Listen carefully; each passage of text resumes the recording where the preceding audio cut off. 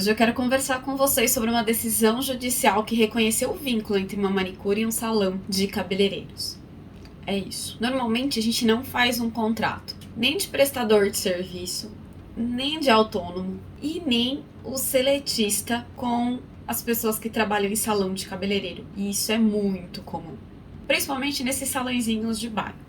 Algumas coisas precisam ser deixadas aqui bem claras para vocês. Na maioria dos casos, sim, gera vínculo. Quando que não gera vínculo entre a manicure, a cabeleireira, a esteticista, enfim, a pessoa que trabalha no salão e o dono do salão de cabeleireiro? Quando que não gera? É nas hipóteses em que a pessoa ela pode dirigir a própria agenda dela. Então, por exemplo, eu vou trabalhar apenas de quinta a sábado. Eu vou trabalhar aos domingos, a pessoa organiza os seus próprios horários, então só vou atender a partir da 1 hora, e aí ela disponibiliza também essa agenda para o salão, para que o salão inclua esses serviços como um plus, né, para vendas de serviços lá naquele salão, ou que possa ainda ajudar nesse controle de agenda. E aí a pessoa, quando está fazendo atendimento lá, cede uma cota à parte do que ela recebe para aquele salão. Isso seria uma autonomia. A pessoa ela tem os seus próprios meios para trabalho, como por exemplo o alicate, os esmaltes, a acetona, a tesoura para o cabelo, a cera para depilação, as máscaras para que possa fazer a limpeza de pele. Então, tudo isso que a pessoa mesmo coloca o seu material acaba trazendo características da autonomia daquele trabalho e não como um prestador de serviços ou como autônomo, né? E aí não gera o vínculo.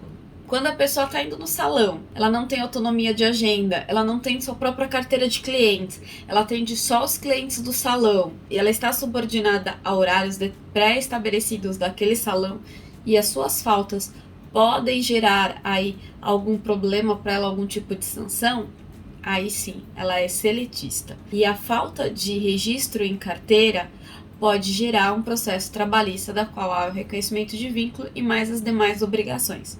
Então precisa ficar muito claro isso nas relações.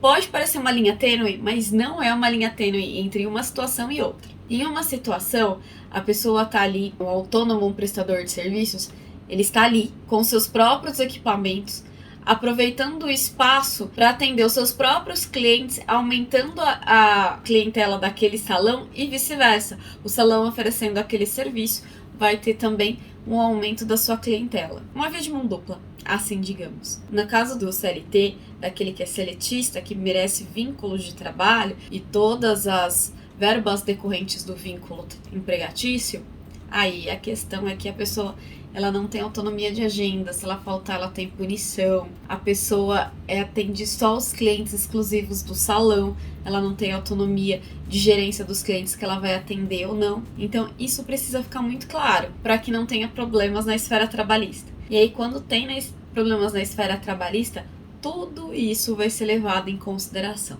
Sessão de uniforme, como que é essa sessão desse uniforme, o tempo para almoço, como funciona, enfim, são diversas coisas que são levadas aí. E nessa decisão recente, agora nesse mês de outubro, deixa eu só confirmar aqui no TRT, no mês de outubro, no TRT 2, bem no comecinho do mês, teve essa questão de reconhecer o vínculo. E aí que é um cuidado para os advogados que assistem aqui e acompanham o meu canal. Quando a gente alega uma questão criminal, a gente precisa avisar o cliente que a questão de enriquecimento ilícito, de, por exemplo, receber seguro-desemprego e não ter vínculo trabalhista. Quando a gente alega que a pessoa recebeu auxílio emergencial, por isso não quis ter vínculo, enfim. São atitudes criminais. E aí vai ser apurado o inquérito.